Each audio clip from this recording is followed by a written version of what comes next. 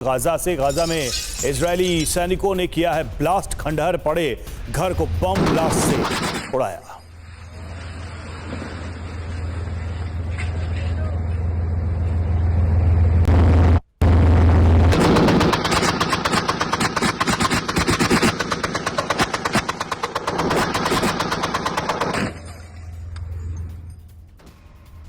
और Dnipro power plant पर रूस का बड़ा हमला और KH-101 क्रूज मिसाइल से हमला। रूसी हमले के बाद पावर प्लांट में लगी भीषण आग।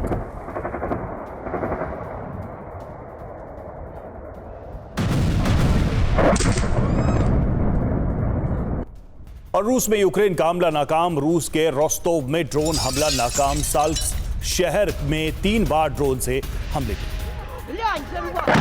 और यूक्रेन के जंगी मैदान से विभत्स और विचलित करने वाली तस्वीरें सामने आई हैं। रूस के सैनिक को गलती पड़ी भारी। रूस के जवान ने खुद को गलती से उड़ाया। कनेक्शन जोड़ते समय गलती से ब्लास्ट।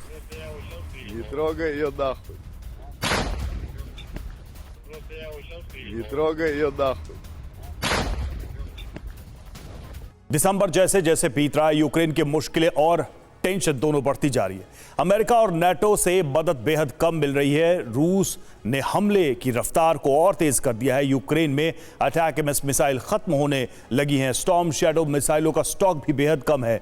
अब यूक्रेन के पास से ड्रोन बचे हैं जिससे यूक्रेन युद्ध में बने रहने की कोशिश कर रहा है। लेकिन रूस इस्कंदर और वॉल्स्टर हथियारों का इस्तेमाल कर रहा है। रूस जनवरी में यूक्रेन को सरेंडर कराने के मिशन पर है, तो वहीं यूक्रेन ट्रंप काल के आने तक अपनी जमीन को कब्जे से बचाए रखने की कोशिश में है। एक एक मिसाइल का हिसाब रख रहा यूक्रेन।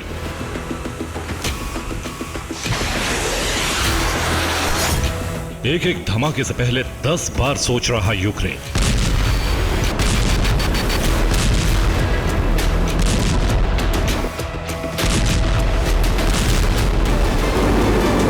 क्योंकि अब हथियारों का स्टॉक बेहद कम है।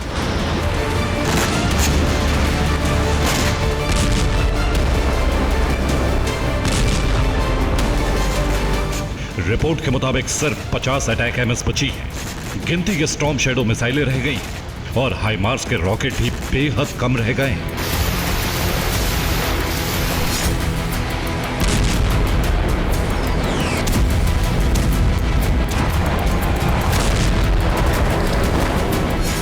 दूसरी तरफ रूस के पास ना ड्रोन की कमी है ना मिसाइलों। हर दिन यूक्रेन पर ताबड़तोड़ हमले हो रहे हैं। सैनिकों और हथियारों की कमी के बीच एयर डिफेंस के मिसाइलों की भी भारी कमी है। यही वजह है कि यूक्रेन की जमीन पर धमाके हो रहे हैं।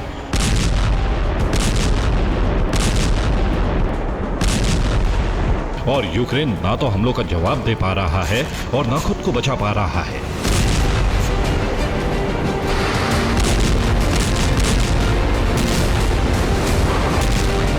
शनिवार को रूस ने एक बार फिर बड़ा हमला किया। आसमान में ड्रोन्स की गड़गड़ाहट गूंजने लगी।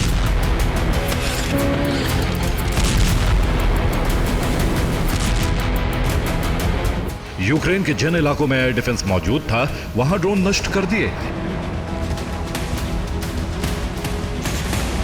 लेकिन बाकी इलाकों में धमाकों से तबाही मच गई।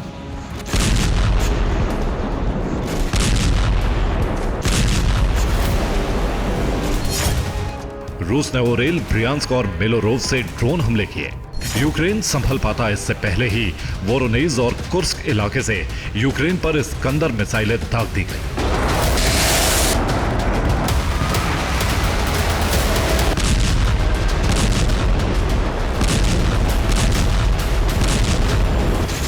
रूस निप्रो नदी के किनारे भी भयंकर हमले कर रहा है।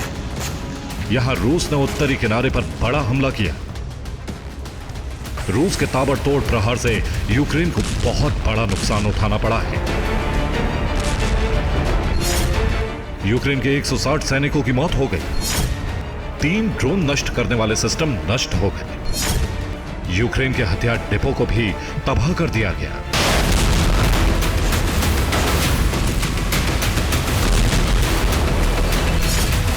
ये निप्रो के पावर प्लांट के हमले की तस्वीरें हैं। रूस ने यहां अपनी KH-101 मिसाइल का इस्तेमाल किया था, जबकि दूसरी तरफ यूक्रेन में तैनात L-504 एयर डिफेंस सिस्टम इसे रोकने की कोशिश कर रहा था, लेकिन मिसाइलें टारगेट तक पहुंचने में कामयाब रही।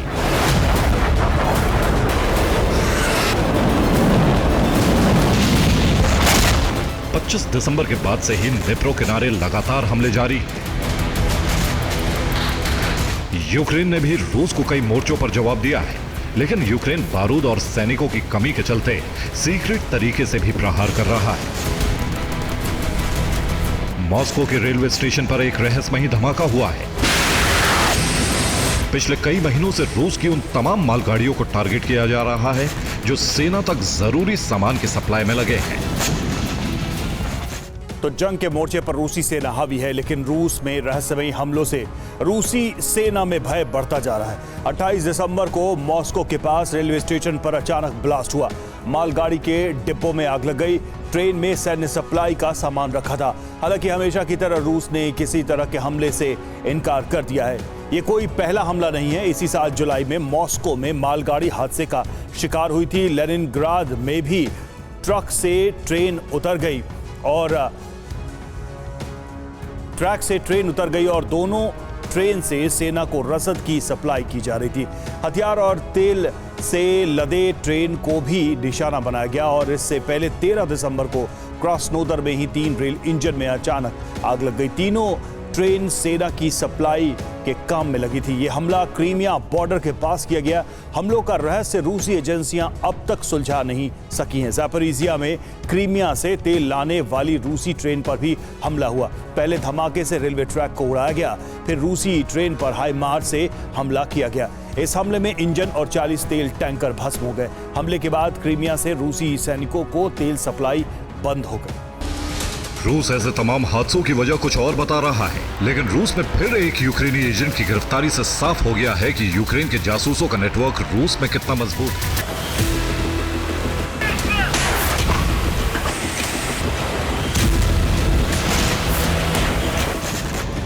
यूक्रेन में ज्यादा से ज्यादा तबाही मचाने के लिए क्लस्टर बम का इस्तेमाल हो रहा है। इस वीडियो की रफ्तार जरूर तेज की गई है, लेकिन इससे आप अंदाजा लगा सकते हैं कि यूक्रेन के एक बड़े इलाके में किस तरह ताबड़तोड़ धमाके हुए हैं। यूक्रेन के पास हथियारों की कमी जरूर है, लेकिन ड्रोन और दूसरे हथियारों से यूक्रेन लगातार युद्ध में बने रहने की कोशिश कर रहा है।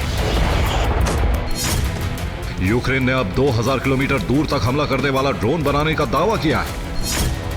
यूक्रेन फिलहाल रूस में 1000 किलोमीटर तक हमले कर रहा है। शनिवार को भी रूस के कई इलाकों में यूक्रेन ने ड्रोन हमला किया।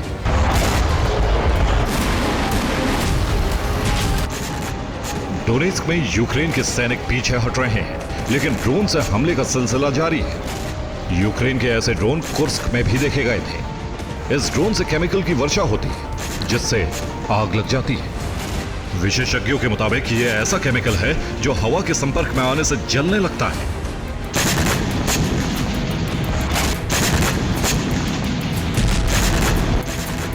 डोनेस्क में ड्रोन से रूस की सेना पर लगातार हमले हो रहे हैं। यूक्रेनी सेना रूसी वाहनों और टैंक को निशाना बना रही है। डोनेस्क में हार को टालने के लिए ड्रोन ही सबसे ताकतवर हथियार साबित हो रहा है।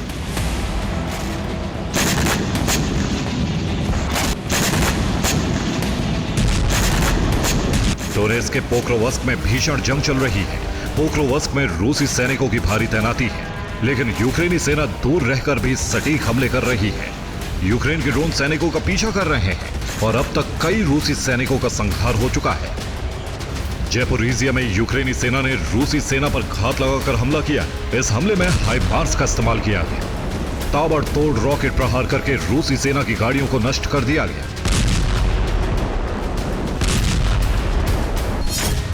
ज़ापोरिजिया में रूस के 3 अफसरों की मौत हो गई।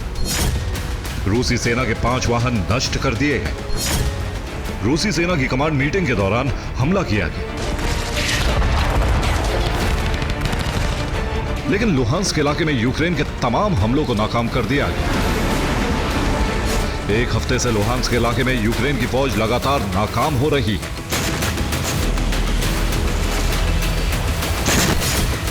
सात दिनों में यूक्रेन के 25 हमले नाकाम रहे हैं। यूक्रेन को अपने 14 टैंक गंवाने पड़े हैं। 21 हथियार गोदाम को भस्म किया गया है। यूक्रेन के 7500 सैनिकों की मौत का दावा है। हथियारों की कमी के बीच अब अटैक एमएस मिसाइलें भी खत्म होने वाली हैं। उम्मीद की जा रही है कि ट्रंप काल में ना तो यूक्रेन को मिसाइल मिलेगी और ना ही रूस में प्रहार की इजाजत। यही वजह है कि यूक्रेन सरेंडर से बचने के लिए ड्रोन से लगातार हमले कर रहा है और रूसी सेना को दूर रखने की कोशिश कर रहा है। Bureau report, TV9 Bharatvarsh.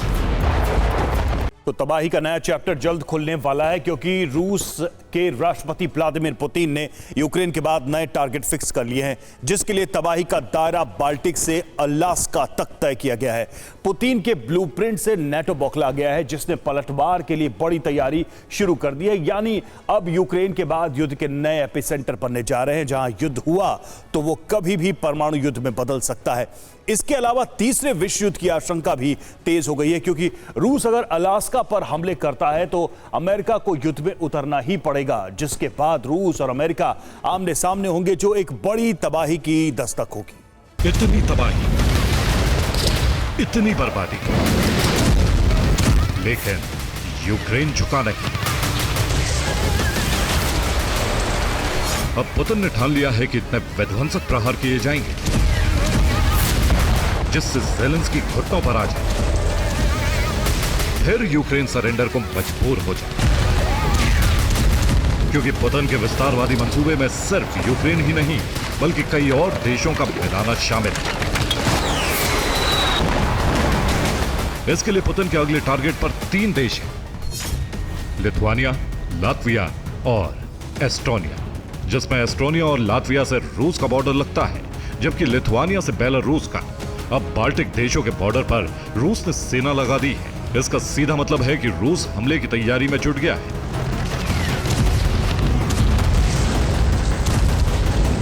NATO में हड़कंप मचा हुआ है कि अभी यूक्रेन युद्ध का परिणाम सामने भी नहीं आया है। रूस ने यूरोप में अगले टारगेट फिक्स कर लिए हैं। इसके अलावा अमेरिका सीधे युद्ध में न उतरे, इसके लिए उसके एक इलाके पर रूस अपना कब्जा फिर चाहता है।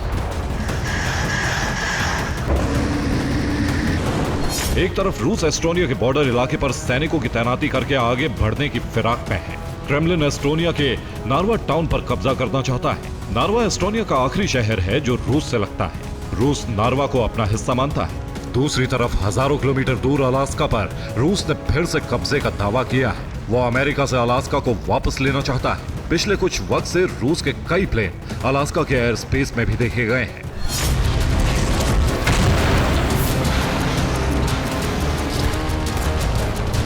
यानी युद्ध के 2 नए एपिसेंटर बनते दिख रहे हैं, एक नार्वा और दूसरा अलास्का। सबसे पहले नार्वा की बात करते हैं। नार्वा नदी के किनारे नार्वा शहर बसा है, जो एक ब्रिज के जरिए रूस से जुड़ता है। उसी ब्रिज से रूसी सैनिक नार्वा में घुसने की तैयारी में है।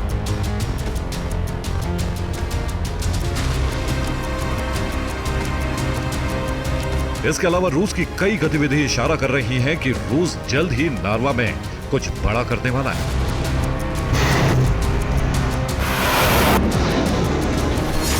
पिछले कुछ वक्त में रूस के ड्रोन नार्वा के ऊपर उड़ते देखे गए। इसके अलावा उसने एस्टोनिया के सैटेलाइट सिग्नल जाम कर दिए, नेविगेशन सिस्टम को हैक कर लिया और रूसी मूल के लोगों से लगातार संपर्क किया जा रहा है।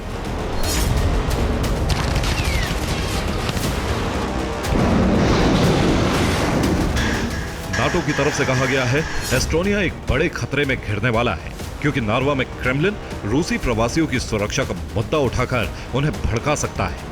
नार्वा समेत एस्टोनिया के पूर्वी इलाकों पर कब्जा करने के लिए आगे बढ़ सकता है।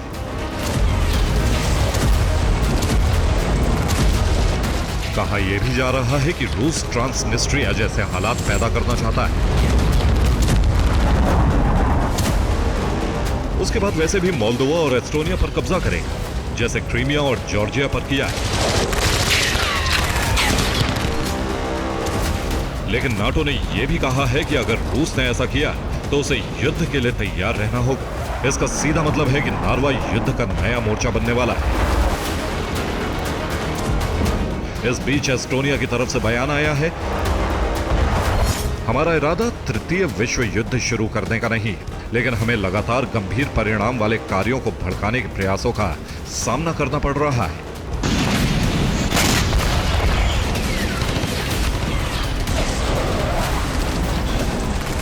एस्टोनिया को खतरा इसलिए भी है कि उसकी 14 लाख की आबादी में से 1/4 यानी करीब 4 लाख लोग रूसी मूल के हैं, जो एस्टोनिया की नागरिकता रखते हैं, लेकिन रूस से उनका जुड़ाव भी है। अब इन्हीं लोगों को उकसाकर एस्टोनिया को गृह युद्ध में धकेलने की रणनीति पर रूस काम कर रहा है, जिसका पहला टारगेट एस्टोनिया का नार्वा बना है। तो एस्टोनिया नार्वा युद्ध का नया एपिसेंटर बनने जा रहा है। ये रूस एस्टोनिया के 338 किलोमीटर लंबे बॉर्डर के बीच बसा एक टाउन है, जिस पर रूस कब्जा करने की तैयारी में है। एस्टोनिया के नार्वा की आबादी 56,000 है, जिसमें 93% लोग रशियन बोलते हैं। इसी वजह से नार्वा पर रूस अपना दावा कर रहा है। 2002 में पहली बार पुतिन ने नार्वा को रूस का हिस्सा बताया था। अब रूस नार्वा पर कब्जे के लिए प्लानिंग कर रहा है। खतरे को देखते हुए एस्टोनिया ने बॉर्डर पर सुरक्षा बढ़ा दी है। रूस के ड्रोन लगातार नार्वा पर निगरानी रख रहे हैं। एस्टोनिया की तरफ से नेटो सैनिक बॉर्डर पर तैनात किए गए हैं। एस्टोनिया ने एयर डिफेंस सिस्टम और टैंक बटालियन भी तैनात कर दी है, जबकि रूस ने भी टैंक बटालियन और सैनिक नार्वा के पास भेज दिए।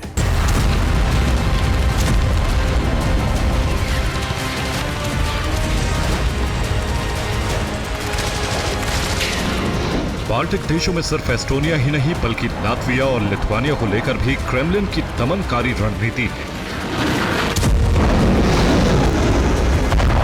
जिसके सहारे वो बाल्टिक देशों को विलय के लिए मजबूर करना चाहता है। इस खतरे को भांपते हुए नाटो ने भी पलटवार की तैयारी शुरू कर दी है। वो नाटो देशों की सुरक्षा के लिए रणनीति बना रहा है, जबकि उससे पहले यूक्रेन में ही रूस को उलझाने की तैयारी है। इसके लिए डेनमार्क F-16 का दूसरा बैच यूक्रेन को देने जा रहा है, जबकि ब्रिटेन ने यूक्रेन के सैनिकों और पायलट को कॉम्बैट ट्रेनिंग का ऐलान किया है। साथ ही बाइडेन अपने शासनकाल में हथियारों की आखिरी खेप भेजने वाले हैं, जबकि बाल्टिक देशों के बॉर्डर पर नाटो ने अपने सैनिक तैनात कर दिए हैं।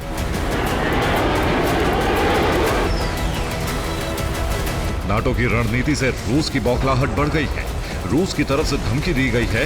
रूस के विदेश मंत्री सर्गेई लावरोव ने कहा है, ओरेशनिक से विस्फोट इसलिए किया क्योंकि यूरोप में नाटो अपना विस्तार कर रहा है। अगर नाटो नहीं रुका तो ओरेशनिक मिसाइलों से अब नाटो देशों पर हमले किए जाएंगे।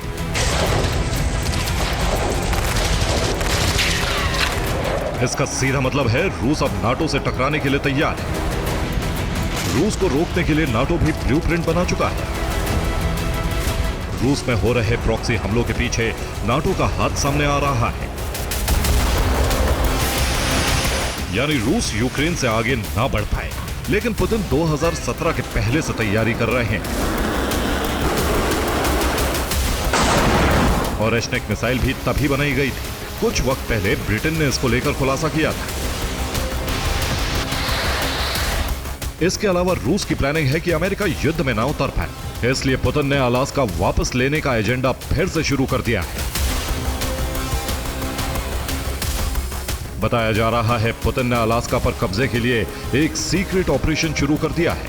अभी ऑपरेशन शांतिपूर्वक चल रहा है, लेकिन धीरे धीरे ये ठीक उसी तरह हो जाएगा जैसे यूक्रेन में रूसी सैनिक तबाही मचा रहे हैं। यही वजह है कि बीच बीच में रूसी फाइटर जेट अलास्का के एकदम पास तक पहुंच जाते हैं।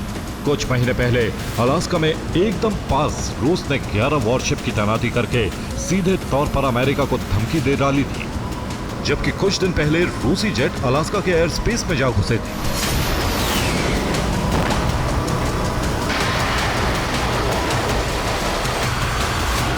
यानी रूस अलास्का के जरिए अमेरिका को धमकी दे रहा है कि यूरोप में अमेरिका युद्ध में उतरने से बचे। बियरिंग सी के एक तरफ नॉर्थ अमेरिका इलाका अलास्का और दूसरी तरफ रूस की सीमा है। दोनों के बीच में करीब 88 किलोमीटर की दूरी है।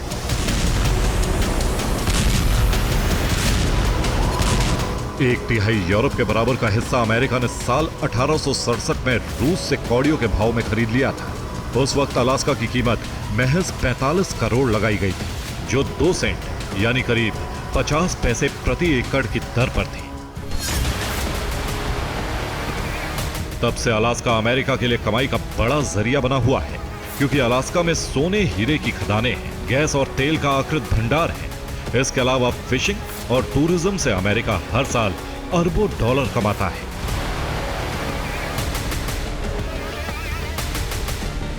अब पुतिन सोवियत काल वाला रूस बनाने की जिद ठाने बैठे हैं। ऐसे में यूक्रेन के साथ अलास्का को भी वापस लेने की कोशिश शुरू हो गई।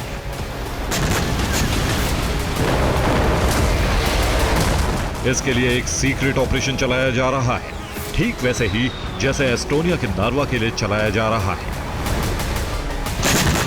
Bureau report, TV9 Bharatvarsh.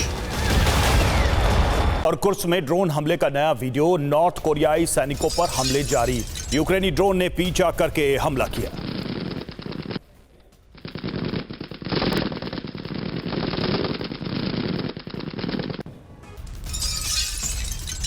और यूक्रेन के बेलोगोरोवको में हमला हुआ है। यूक्रेन के 3 सैन्य ठिकानों पर हमला, आर्टिलरी से रूसी सेना पर प्रहार।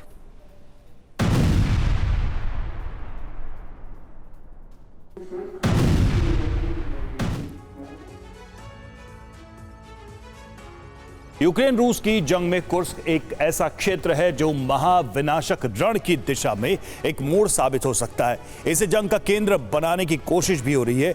यूक्रेनी सेना का रूस के इस क्षेत्र में दाखिल होना और रूस पर भारी पड़ जाना कोई सामान्य रणनीति नहीं है, लेकिन इस रणनीति में एक खामी थी जिसका फायदा रूस ने उठा लिया और अब कुर्स्क की जंग में यूक्रेन का पासा पलट दिया है। और रूसी फोर्स की आक्रामकता इतनी ज्यादा है कि उनके जहन में यूक्रेनी फोर्स के हमले का डर भी नहीं है।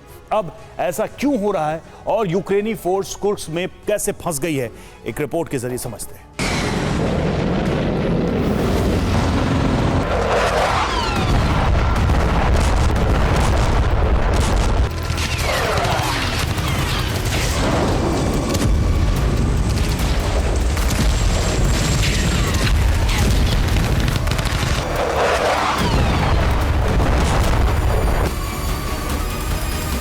दुनिया को युद्ध की आग में जलाने वाली विनाशक जंग का ये द्वार कुर्स्क है, जो यूक्रेन के लिए सीज फायर की डील के लिए रणनीतिक वॉर जोन है, तो वहीं रूस के लिए अपने गौरवशाली टैंक युद्ध वाले इतिहास को बचाने की जंग है।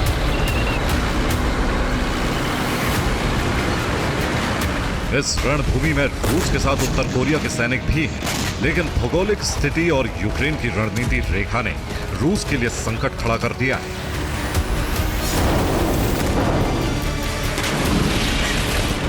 यूक्रेनी सेना सूमी से सुत्जांस्की होते हुए आगे बढ़ती चली गई और कुर्स्क को कब्जे में ले ली। इसके लिए रूस की प्राथमिकता यूक्रेनी फोर्सेस क्षेत्र की आजादी बन गई।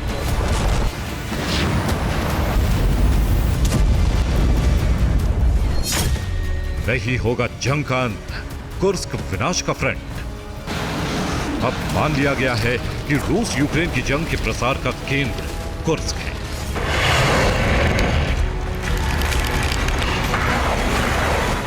जिसकी पुष्टि यूक्रेन के उन हथियारों से होती है जो एएफयू को नाटो के जरिए अमेरिका और दूसरे देशों से मिले थे। और इन हथियारों में कुर्स्क में जो सबसे ज्यादा इस्तेमाल किए गए वो लॉन्ग रेंज हथियार ही थे। हालांकि अब तक की स्थिति में यूक्रेन इसलिए मजबूत था क्योंकि जिस जगह तक यूक्रेनी फोर्स पहुंच चुकी है वहां से रूसी हवाई योद्धाओं को निशाना बनाना बेहद आसान था। हालांकि एक दिन पहले तक की स्थिति में रूसी force Kharkiv, Kramatorsk, Donetsk, Zaporizhzhia, Melitopol, Kherson और क्रीमिया में थी और अब भी है। लेकिन कुर्स्क में यूक्रेनी सेना ने हाइमार्स और अटैक एमएस जैसे हथियार की तैनाती कर दी थी।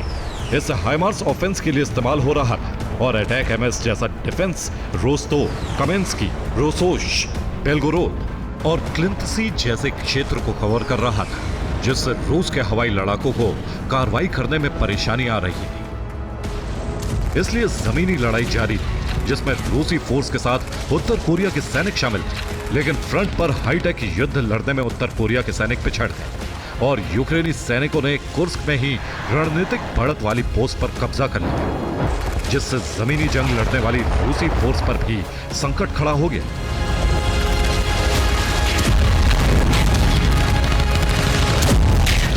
लेकिन अचानक पासा पलट गया। कुर्स्क में यूक्रेन की फोर्स बुरी तरह से फंस गई।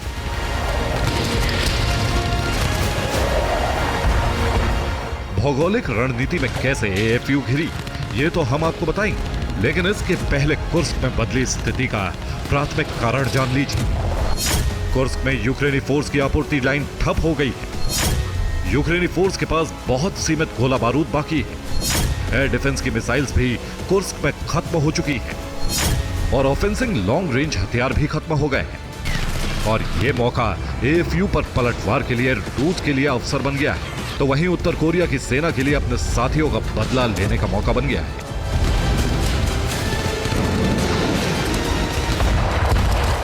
इसलिए जमीनी सीमा पर रूसी इन्फेंट्री के लिए बैकअप बनकर नॉर्थ कोरिया के सैनिकों ने यूक्रेनी फोर्स के खेमे में खलबली मचा दी और रूस के हवाई लड़ाके कुर्स्क के आसमान पर बेझिझक आक्रमण की मुद्रा में आ गए।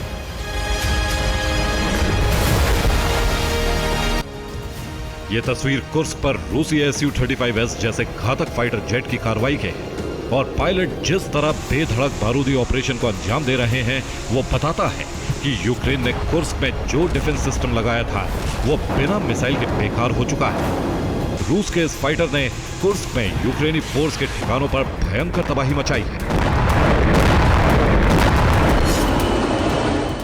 ये वीडियो भी कुर्स्क का है और इस वीडियो में साफ दिख रहा है कि रूस का Su-30SM फाइटर प्लेन तबाही मचा रहा है। इस फाइटर जेट में इनबिल्ट 30 mm GSH-30 यूक्रेनी सेना को निशाना बना रही है और ये निशाने आसानी से लगाए जा रहे हैं। ना तो यूक्रेनी आर्टिलरी का डर दिख रहा है, ना ही एंटी एयरक्राफ्ट गन का भय है।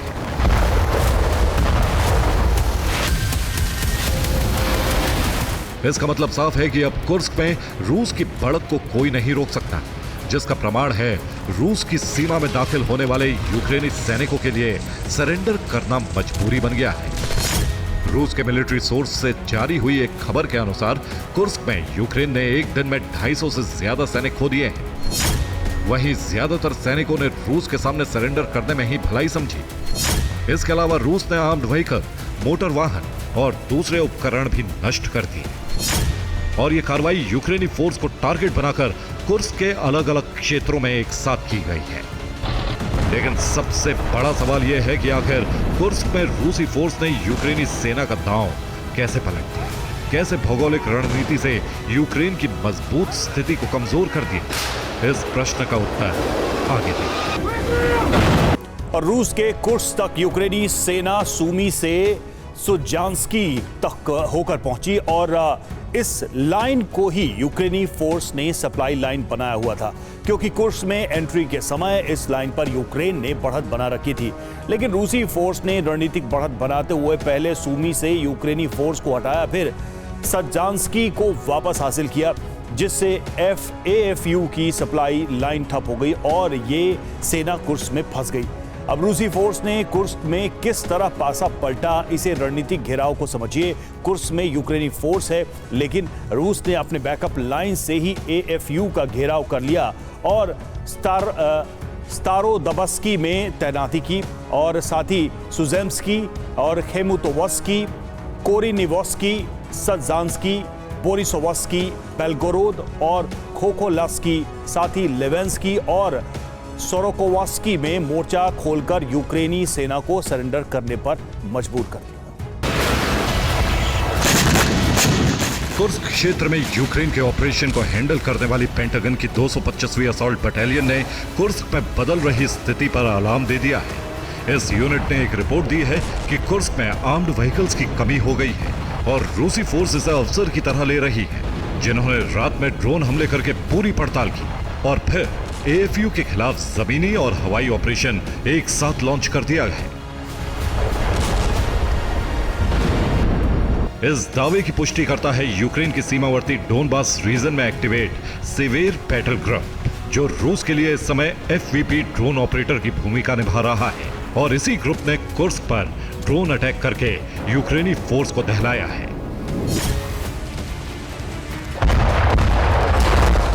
ठीक ऐसे ही क्रीमिया से पैराट्रूपर्स भी कुर्स्क में जमीनी सीमा से एंटर हुए और उन्होंने यूक्रेनी फोर्स के कब्जे वाले सीमावर्ती क्षेत्र को आजाद करा लिया। इस कार्रवाई में एएफयू के कई सैनिक मारे गए और कई सैनिकों ने सरेंडर कर दिया।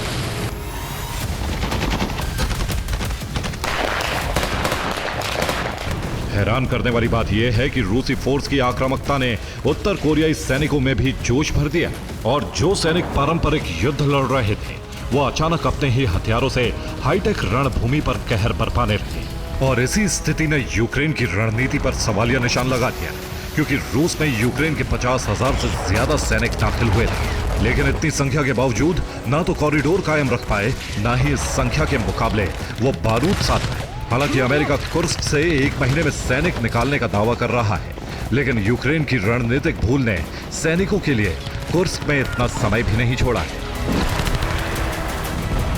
Bureau report, TV9, Bharatvarsh.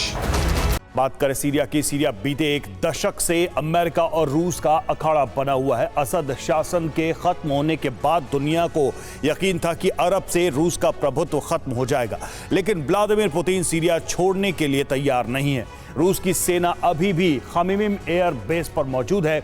ऐसे में अमेरिका और ब्रिटेन ने रूस के खिलाफ नया प्लान तैयार किया है ताकि सीरिया को रूसी सेना से मुक्त करवाया जा सके।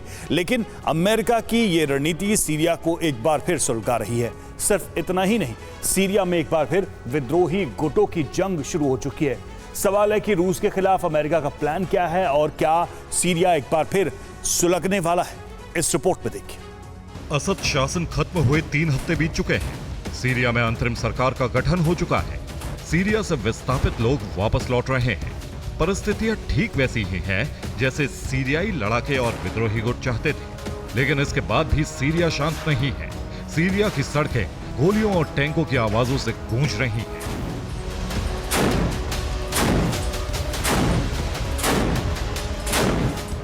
सीरिया की हवा अब भी बारूद की गंध से सनी है। लताकिया से लेकर अलेप्पो तक के कई इलाके अब भी सुलग रहे हैं। सवाल है, इन इलाकों के सुलगने की वजह क्या है?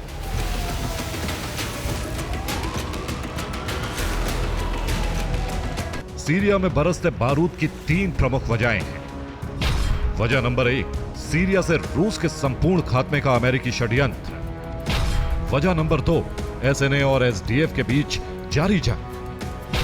वजह नंबर 3, पूर्वी सीरिया पर कब्जे का बेंजामिन प्लान।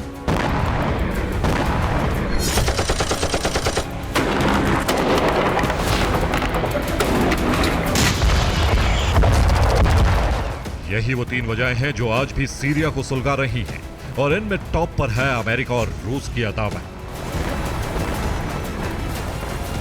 अमेरिकी राष्ट्रपति को उम्मीद थी कि सीरिया से असद सरकार के खत्म होते ही रूस के पांव सीरिया से उखड़ जाएंगे और मिडिल ईस्ट से पुतिन सेना का संपूर्ण पलायन हो जाएगा। लेकिन उम्मीदों के विपरीत व्लादिमीर पुतिन अब भी सीरिया छोड़ने के लिए तैयार नहीं है।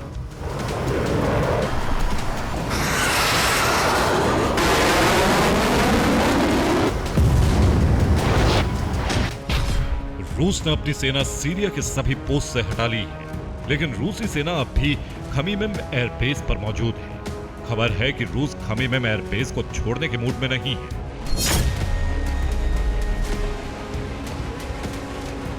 अब रूस का दावा है कि अमेरिका और ब्रिटेन सीरिया से रूस को पूरी तरह से निकालने का षड्यंत्र रच रहे हैं, और यह ऑपरेशन शुरू भी हो चुका है।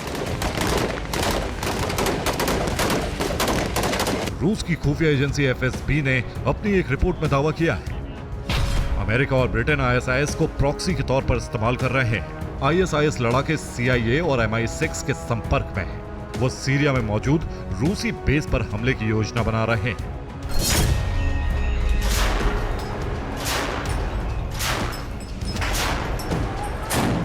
दरअसल मिडिल ईस्ट में रूस का सबसे मजबूत गढ़ सीरिया को माना जाता था। असद सरकार रूस के समर्थन पर टिकी थी। अब अमेरिका रूस के प्रभाव को खत्म कर मिडिल ईस्ट पर एक छत्र राज चाहता है।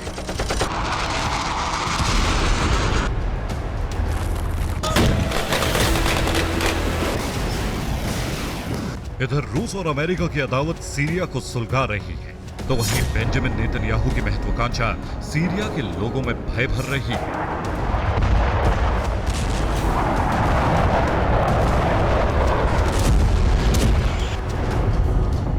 ये वीडियो सीरिया के तारतुस का है। दावा है कि इजराइल ने यहां टैक्टिकल न्यूक्लियर बम का सफल टेस्ट किया।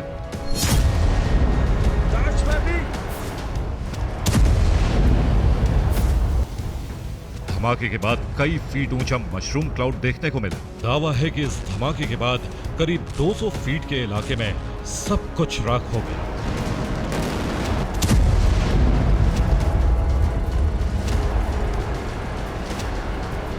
टैक्टिकल एटम बम का परीक्षण इजराइल को ईरान के लिए संदेश माना जा रहा है। माना जा रहा है कि इसके जरिए बेंजामिन खामनेई को अपनी ताकत दिखाना चाहते हैं, ताकि वो हिजबुल्लाह को दोबारा खड़ा करने का ख्याल अपने दिमाग से निकाल दें।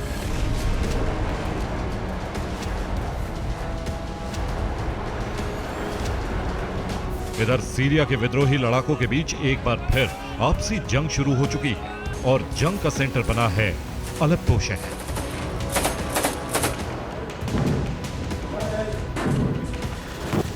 अलेप्पो में सीरियन नेशनल आर्मी ने एसडीएफ लड़ाकों के खिलाफ मोर्चा खोल दिया है। दावा है कि तिश्रिन डैम के आसपास के इलाकों पर दोनों के बीच जबरदस्त जंग जारी है।